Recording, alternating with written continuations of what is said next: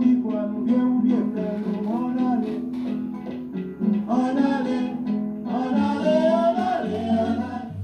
à tous, bonjour à toutes. Merci de votre fidélité. Nous nous retrouvons donc sur Radio Fréquence Atlantique pour une émission d'actualité, de déconstruction chaque dimanche. Mais aujourd'hui, nous avons annoncé une émission spéciale sur le thème « La grève de janvier-février 1974, portée historique et de sous-politique ». Alors, nous sommes évidemment dans la commémoration du cinquantenaire, cela a justifié ce choix. Et parce que la grève, cette grève de 74 a marqué un tournant fondamental dans notre histoire et que la commémoration qui a été initiée par plusieurs municipalités a été spectaculaire et a sorti l'événement de l'oubli. C'est l'occasion donc pour nous de tirer des leçons essentielles qui permettront à notre peuple de mieux se préparer à affronter les énormes défis auxquels nous sommes actuellement confrontés. On pense aux conséquences du conflit militaire général qui s'annonce, à l'agressivité du pouvoir colonial, au génocide par substitution, à l'intensification des politiques ultralibérales, au chaos économique, social, moral et même mental que nous subissons aujourd'hui. Et précisément, les expériences d'organisation, de lutte à l'échelle nationale que nous avons menées contre le pouvoir colonial et la caste dominante béké nous donnent des moyens de nous mieux préparer au combat pour l'émancipation de notre peuple. C'est ces motivations qui nous ont poussés à choisir un tel thème. Mais avant de porter l'accent sur les questions annoncées, je voulais parler histoire. La commémoration de janvier-février 1974 ne doit pas être simplement un rappel des événements, comme c'est souvent le cas quand on célèbre des éléments historiques. Et je voudrais rappeler quand même ce proverbe africain tellement profond qui dit « Si tu ne sais pas où tu vas, regarde d'où tu viens ». Nous savons tous que si un peuple ne connaît pas sa véritable histoire, il peut être poussé sur la voie de l'errance. Et nous nous plaignons souvent de l'absence de transmission. C'est souvent pour nous auto-flageller, dire « nous n'avons pas fait le travail ». Mais il ne faut pas continuer à nous auto-dénigrer systématiquement. S'il y a eu blocage de transmission, il y a des causes objectives à cela. C'est la domination coloniale qui contrôle les médias, qui contrôle l'éducation et qui interdit l'expression aux acteurs des mouvements sociaux. Je prends un exemple pour illustrer les difficultés de faire passer la connaissance de notre histoire. Les élèves de 4e étudient l'histoire sur des manuels avec en couverture Napoléon sur son cheval glorieux, et à aucun moment, quand on parle de l'épopée napoléonienne, dans le travail qu'ils font, dans les études qu'ils font, on ne parle pas de ce monsieur comme un dictateur sanglant qui a semé des guerres dévastatrices en Europe. On ne parle pas de la guerre qu'il a menée en Haïti et de la défaite cinglante que son armée a subie. On ne parle pas de son rôle dans le rétablissement de l'esclavage. Donc, tout cela fait que c'est une vision du pouvoir colonial qui nous est imposée. Et donc, dans les écoles, les élèves ne peuvent pas connaître leur histoire.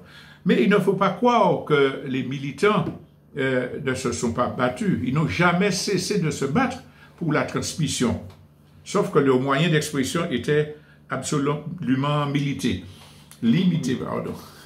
Et donc, pour montrer que ce travail a été fait, on peut voir l'image que les gens avaient de la libération de l'esclavage, Papa Schellcher, et comparé à la situation d'aujourd'hui où dans les moindres recoins, on célèbre le 22 mai. C'est dû à quoi? C'est dû au militantisme, au travail d'historien martiniquais et au militantisme de militants patriotiques sur le terrain. Décembre 59, c'est pareil, on commence à découvrir l'événement. Et ce qui se passe autour de Chalvet aujourd'hui nous montre que ce n'est pas un hasard si la commémoration prend tant d'ampleur. C'est parce qu'il y a des gens qui ont toujours continué le travail pour transmettre quelque part. Mais pour parler d'histoire, il faut dire que l'histoire a toujours été instrumentalisée par les classes dominantes pour manipuler la conscience des opprimés et asservir ceux-ci. Dans les universités françaises, les historiens sont formatés pour rester prisonniers de conceptions et de méthodes qui limitent leur travail. Cela concerne notamment les sources mises à leur disposition et l'interprétation des faits. Il y en a, par exemple, qui appuient leurs recherches exclusivement sur des rapports des renseignements généraux ou exclusivement sur des textes rapportant le point de vue du colon. Mais il y en a par contre qui font le travail, puisque on peut citer les œuvres d'Armand Nicolas. Il a été le premier à publier une brochure sur 22 mai, mais il a publié quand même des ouvrages très importants. Rappelons que c'était un dirigeant communiste. On peut aussi parler des travaux de Gilbert Pagot, qui, tout en s'appuyant sur les sources officielles, a pu faire un travail de déconstruction concernant l'insurrection du Sud de 1870. Donc on peut, si on a un engagement militant, aller chercher dans les documents livrés par le pouvoir des éléments pour le combattre. Mais jamais, évidemment, le travail qui est mené au niveau des archives n'est suffisant s'il n'est pas confronté au travail d'enquête, au travail de recherche, de témoignages alternatifs. Alors, de ce point de vue, je veux citer un exemple de Georges Mauvois, que nous appelions Tijo, et qui est l'un des fondateurs de notre organisation, le GAP, qui développait la conception d'une histoire fondée sur la connaissance des peuples. On se rappelle de son premier ouvrage, Chimée Liberté, et de tout ce qu'il a fait après, et qui montrait qu'il faut se départir de la vision où on met en avant des hommes, des dates, des événements, pour comprendre les motivations du peuple et mettre en avant les dynamiques populaires. Donc, il n'y a pas d'historien qui soit neutre. Il faut toujours, quand on a une vision militante, chercher les racines et les véritables acteurs du mouvement. Alors, ce que je veux dire ici, c'est que pour tous ceux qui disent qu'il nous faut connaître l'histoire de notre pays, il ne suffit pas de se rabattre sur quelques documents, quelques livres d'historiens, et puis croire qu'on a compris, et notamment, puisqu'on va parler des événements de janvier-février 1974, le travail est particulièrement difficile, complexe, du fait qu'il y a beaucoup d'acteurs qui sont encore vivants. Alors, en même temps, c'est une aubaine, parce qu'on peut avoir des témoins, on peut aller sur place, vérifier, mais de notre côté, on a des gens qui vont instrumentaliser des événements qu'ils ont connus et qu'ils vont essayer de récupérer à des fins politiciennes. Donc, on entend des gens dire « j'étais là, c'est moi qui ai », alors que les acteurs de l'événement savent pertinemment qu'ils édulcorent la réalité. D'où l'importance pour les historiens, les journalistes, les militants et généralement le peuple de faire des recherches rigoureuses pour connaître et analyser les événements, comparer les différents récits. Nous faisons allusion, par exemple, à un documentaire qui a été présenté sur le Martinique Première, dans lequel on dit aujourd'hui, 50 ans après, que la grève de janvier-février 1974, c'était une grève de gens qui touchaient 30 francs et qui demandaient 5 francs. Mais ça veut dire qu'il n'y a pas de recherche, il n'y a pas de travail. Hein? Je rappelle que les gens touchaient en moyenne 14-18 francs réellement, qu'ils demandaient le SMIC. Et pas 35 francs, ils demandaient le SMIC, 35 francs 46. Donc il faut quand même aller fouiller, chercher, comparer, et ne pas croire comme parole d'évangile ce qu'un historien a pu écrire. De toute façon, les historiens sont toujours engagés. Il n'y a pas d'historien neutre. Et en abordant ces livres qui sont toujours nécessaires, il faut avoir un regard critique. Concernant la grève de 74, beaucoup de gens parlent de l'épais ouvrage réalisé par Édouard de Lépine et considèrent que, bon, pour connaître la grève de 74, il faut aller vers cet ouvrage. Il faut quand même rappeler que Édouard de Lépine, c'était un dirigeant politique, qu'il était totalement opposé à la grève, qu'il dénonçait les organisations qui menaient la grève et qui n'a interrogé aucun acteur essentiel de la grève avant de faire son livre. Ceci dit, c'est un élément qu'il faut consulter parce qu'il donne énormément de documents et d'époques, d'archives qui sont nécessaires à notre recherche historique. Mais il faut quand même prendre du recul par rapport à cela.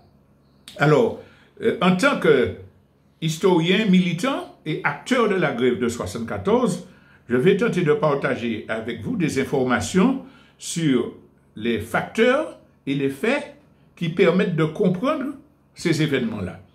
Dans une deuxième partie, nous ferons la liaison avec la situation actuelle en nous arrêtant sur les enseignements à tirer de la grande grève de 74 et en faisant des commentaires sur la commémoration actuelle. Alors, le premier point sur lequel il convient d'insister, il ne s'agit absolument pas d'une grève spontanée qui éclate dans le Nord et qui s'étend à tout le pays par la suite.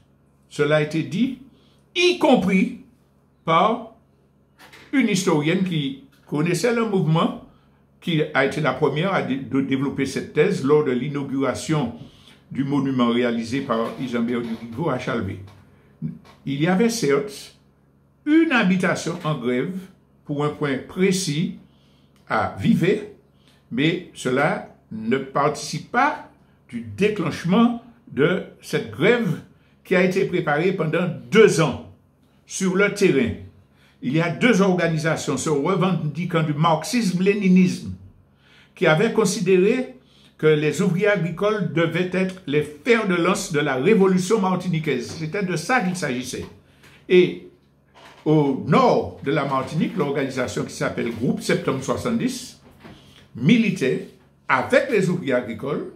Au centre, dans le centre large, l'organisation qui s'appelait le Groupe d'action prolétarien militait de son côté avec les ouvriers agricoles. Alors il y avait 2 orientations, celle du GS qui disait qu'il fallait amener les ouvriers à intégrer la CGT qui existait déjà pour tenter de prendre la direction et mener la centrale dans une bonne direction de lutte.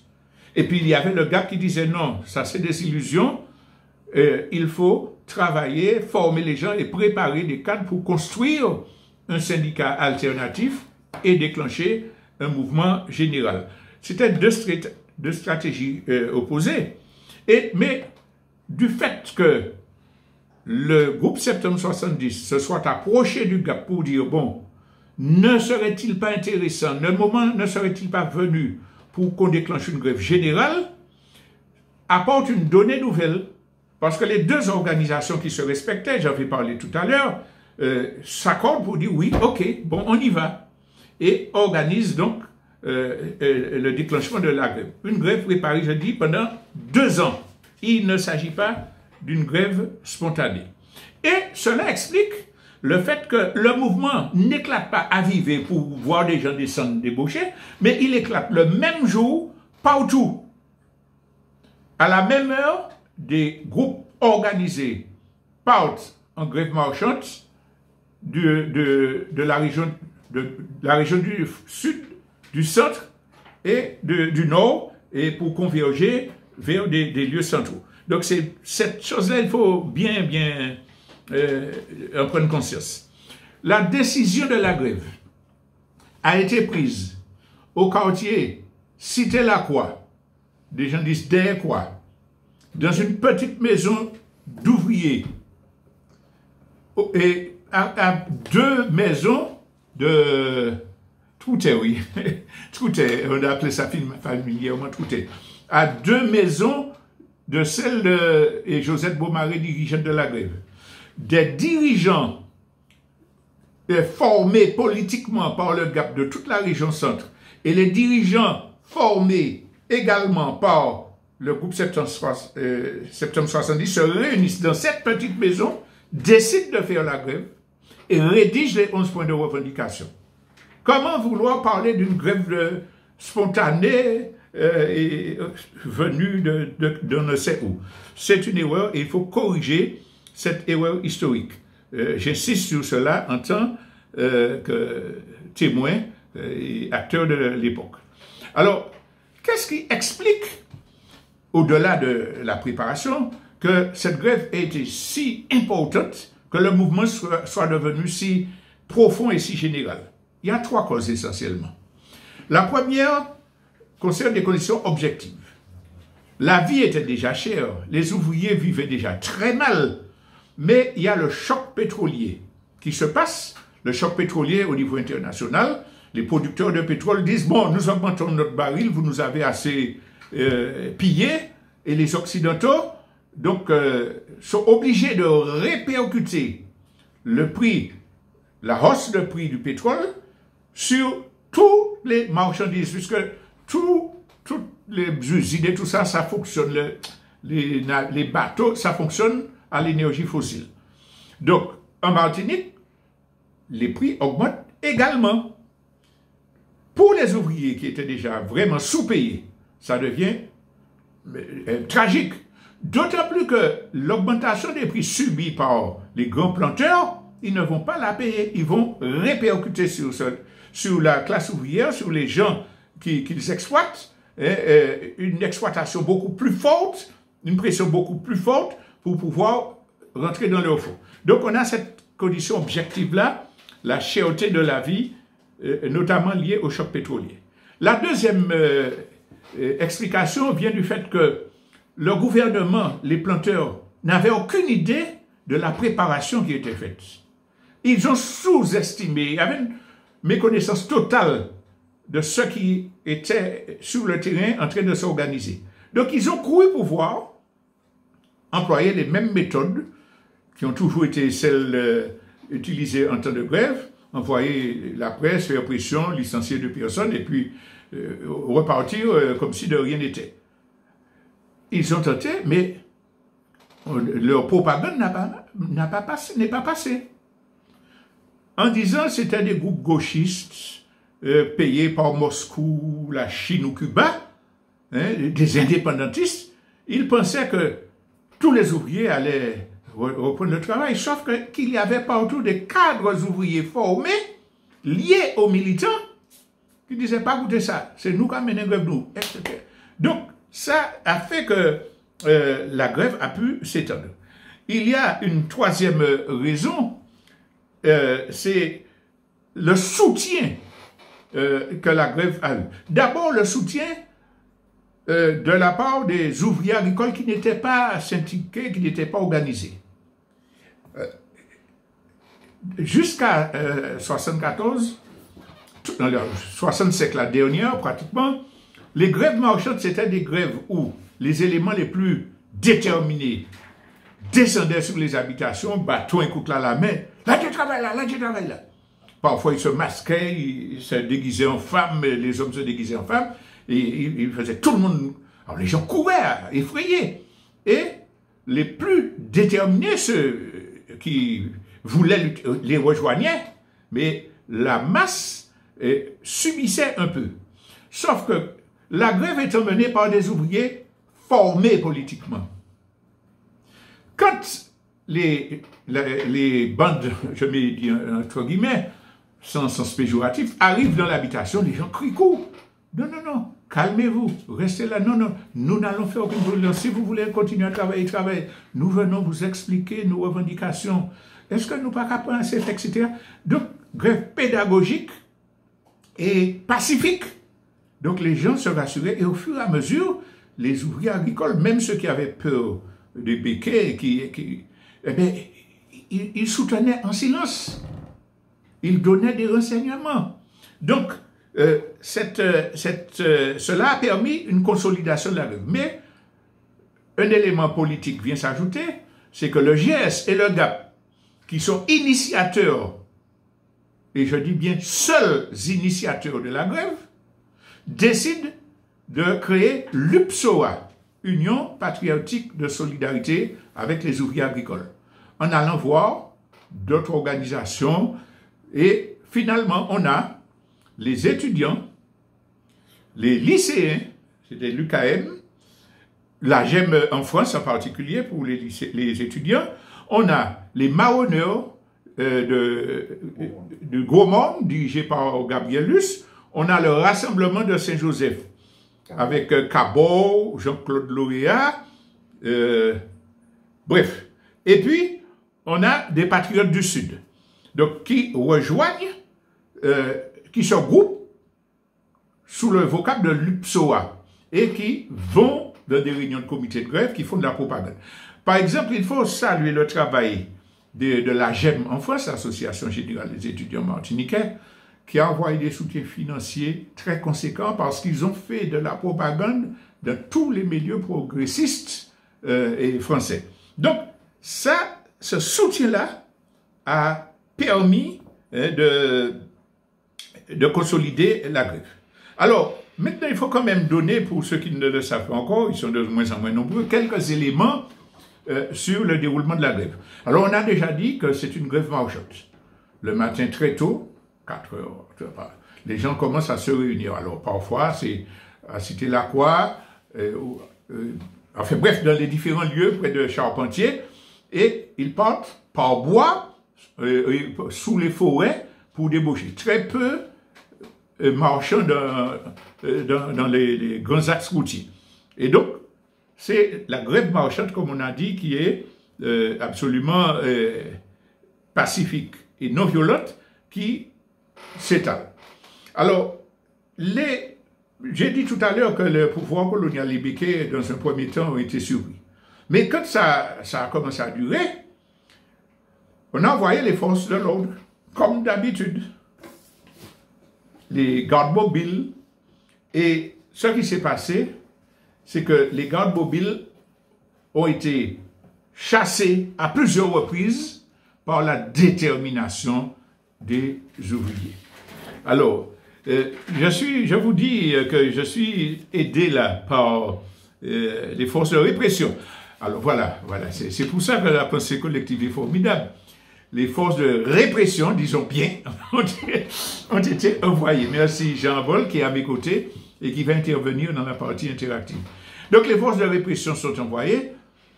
À plusieurs reprises, elles sont désarçonnées par le calme, les tactiques des ouvriers. Alors on peut citer l'exemple du Sud, José Mucré pourrait en parler mieux que moi, et où, à Fougainville, ils ont tenté de casser la marche et qu'ils ont dû battre en retraite.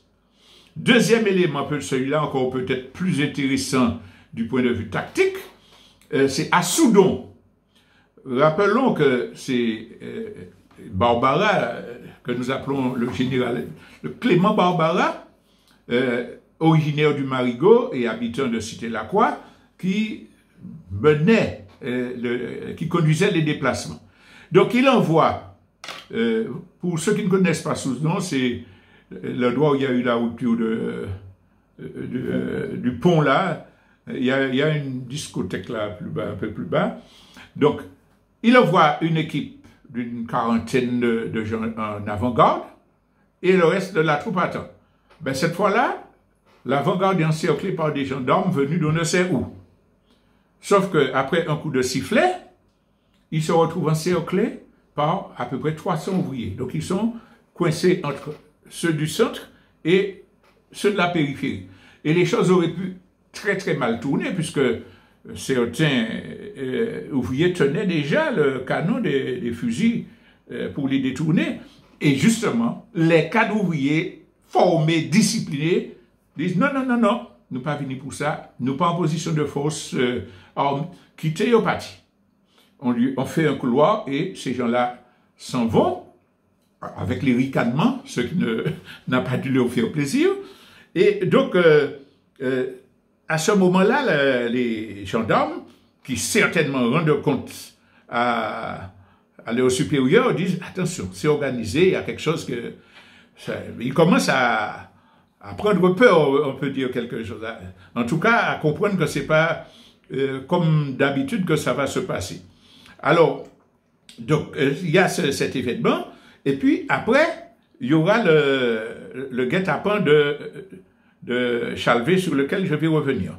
Donc, comment ça passe, ce qu'il faut dire avant de passer à Chalvet, c'est que devant cette situation, le pouvoir colonial et la caste Békédi, avant que ça aille trop loin, c'est organisé, il y a des groupes gauchistes qui animent la grève, il faut couper ça. Et à partir de ce moment-là, ils décident de l'opération de Chalvet.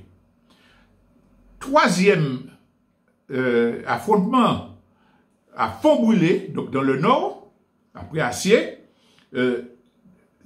les gendarmes encerclent un hangar, soi-disant pour protéger les non-grévistes, mais les ouvriers très nombreux qui arrivent sont tout autour, dans les bananeries et tout ça, et au jet de gaz lacrymogène répondent des jets de roches de bois. Mais à une telle fréquence, et avec une telle condensation que les gendarmes battent en retraite. C'est pour dire que tout ça, psychologiquement, pour des forces de répression qui ont l'habitude de casser du nègre et puis de se retirer, ça commence à être chaud. Avec la directive donnée par la préfecture, on vient à Chalvet avec le but principal d'éliminer tous les cadres, tous les dirigeants qui sont déjà identifiés. Pourquoi ce jour-là, il n'y avait qu'un militant politique non ouvrier qui s'appelait François Ozas? C'est parce que la veille, Madame Cabrimol, Montoy, avait dit, bon, c'est mon nom qui a dit, c'est intellectuel qui a mené, pas venir pour nous montrer, yo, c'est nous qui l'a, que nous pas de Tibamaï. Et négociation dedans, ils disent, bon, nous voyons quand même Ozas pour si, ni un bagaille pour faire la liaison. Ozas a été tiré, on a essayé d'emmener à la gendarmerie pour le tuer. Sur qui on a essayé de tirer? C'est Cléo Cabrimol, le fils d'Etoy, mais parce que c'était aussi un cadre ouvrier dans le Nord avec GS. Ils ont essayé de tirer sur les meneurs, comme ils appellent. Mais évidemment, comme ce jour-là, on ne va pas dire par hasard, par coïncidence, les militants politiques n'étaient pas là, le massacre n'a pas été plus amplifié. Alors, vous connaissez le déroulement des cars qui bloquent en amont, qui laissent la troupe passer, qui bloquent en aval, et puis un hélicoptère qui vient, et puis on tire sans sommation avec les morts et les blessés que nous connaissons. En ce qui concerne Marie-Louise, il faut préciser aussi, beaucoup de gens racontent n'importe quoi, que Marie-Louise n'était pas un cadre dirigeant actif de la grève. Il n'était pas ouvrier agricole et il devait partir au service militaire 3 mois après. Il y avait une commémoration au Marigot où ses amis témoignaient que la veille du jour où il a été tué, il était assis sur les marches avec eux et que quand il est parti le lendemain, on l'a tué, il est parti sur un moment, il est redescendu, ce n'était pas un militant actif. Pour l'histoire, nous témoignons que si Marie-Louise a été torturée et tuée, c'est parce qu'il a été confondu avec un militant du GAP qui s'appelait Mano Ancarno et qui lui ressemblait beaucoup. Donc, vraisemblablement, les gendarmes ont couru à voir le militant et l'ont torturé pour avoir des informations sur l'organisation. Le jeune ne connaissait absolument rien et il a été jeté. J'ai déjà témoigné que je suis arrivé sur les lieux avec mon frère photographe, le premier, le jour où se levait à peine, et que nous avons fait les photos qui ont été diffusées, où l'on voit que ce n'est pas un noyé, qu'il est sur des roches, qu'il a des traces de bouillons de cigarettes, de torture, etc. La bouche tuméfié, du sang, le sexe écrasé, etc. Donc ça, c'est clair, c'est net. Alors c'est là que le débat sur la question de l'autopsie peut être évoqué. Beaucoup de gens disent, mais le docteur Pierre Aliker, et puis Lofinski, c'est ça? Sobeski. Trois médecins. Mais nous remarquerons qu'à aucun moment on a vu ce rapport d'autopsie. Jean-Marc Party a témoigné la semaine dernière qu'il a interrogé Pierre Aliker. Est-ce vraiment vous qui avez signé le rapport d'autopsie et Marie-Louise était-il en décomposition? Jean-Marc Party, devant des centaines de gens, a dit que le docteur Pierre Aliker est resté silencieux quelques minutes et puis il a dit on passe à une autre question. Si ce n'est pas assez éloquent, qu'est-ce que c'est? Alors, on peut critiquer, ne pas critiquer, mais il faut comprendre cela par le fait que le gouvernement a fait une pression sur les partis politiques traditionnels et pour dire que, mais regardez, c'est la révolution qui va éclater là. Si en plus on monte ça, on ne pourra rien arrêter. Certains ont fait le choix de calmer, d'éviter l'explosion, mais gardons-nous de faire des jugements moraux à la vol comme ça. L'histoire va dire qui avait raison ou pas. Mais n'empêche que c'est cela qui explique que le préfet soit venu dire oui, il a été noyé, tout ça. Ce n'est pas vrai, c'est clair, tout le monde le sait aujourd'hui. Alors, ça c'était pour les faits liés à la grève. Sur l'ambiance générale, il faut dire que tout ce moment-là, tout ce mois, ces mois de lutte, se passe dans un contexte de répression très féroce des militants. Répression, perquisition, garde à vue, certains ont été condamnés, il y a eu des procès et tout. Pendant la partie interactive, on va donner tous les détails, si nécessaire. Répression de l'État, mais répression aussi des relais de l'État, parce qu'au Marigot notamment, il y avait le shérif du Marigot, Michel Ouénan, qui disposait d'une bande armée de nervis qui attaquait les militants qui menaçaient, bon, jusqu'à ce fameux jour où les militants du GAP, c'était un dimanche des Rameaux, sont venus en masse et faire comprendre aux nervis que l'affaire était finie. Donc, ça, c'est pour montrer le cadre de la répression. Il faut parler également des provocations. Je tiens à donner un témoignage. J'ai parlé tout à l'heure de Soudon. Pendant que les gendarmes étaient encerclés, à nos côtés, il y avait un certain nombre d'ouvriers agricoles, et il y a un gendarme qui regarde l'un des ouvriers pointant le doigt sur lui. Toi, tu es dedans aussi? Tu es dans ça? On verra. Je dis son nom, il s'appelle Félix, son prénom plutôt. Une semaine après, Félix m'appelle chez lui pour lui rendre un service. J'arrive, je rentre chez Félix, il ouvre. Alors vous savez, c'était une salle et une chambre. Il lève le rideau et je vois sous le lit en paquet billets, des billets de banque, en masse sur le lit. Ouais, moi, j'ai aidé à compter ça. Alors évidemment, j'ai fait 4 pas en arrière, puis je dis, moi, partez là. Puis je suis allé avertir que tous les camarades de la guerre, c'était certainement un piège, mais de toute façon, c'était quelque chose qui montrait que le mouvement était infiltré. Alors, je vais finir cette partie-là rapidement, on fera une pause après, en disant les conséquences de la grève. Un saut dans la dignité matérielle. Les gens qui étaient sans eau, sans électricité, etc., avec 35 francs, un salaire qui double pratiquement, ont pu commencer à acheter des matériaux et un coup de main à faire leur maison. Aujourd'hui, il n'y a pas un ouvrier agricole qui n'ait pas ça. Enfin, il y en a quelques-uns, mais l'écrasante majorité des ouvriers agricoles ont leur maison dure, l'eau, l'électricité, une voiture, peuvent se payer un ordinateur pour leurs enfants, etc.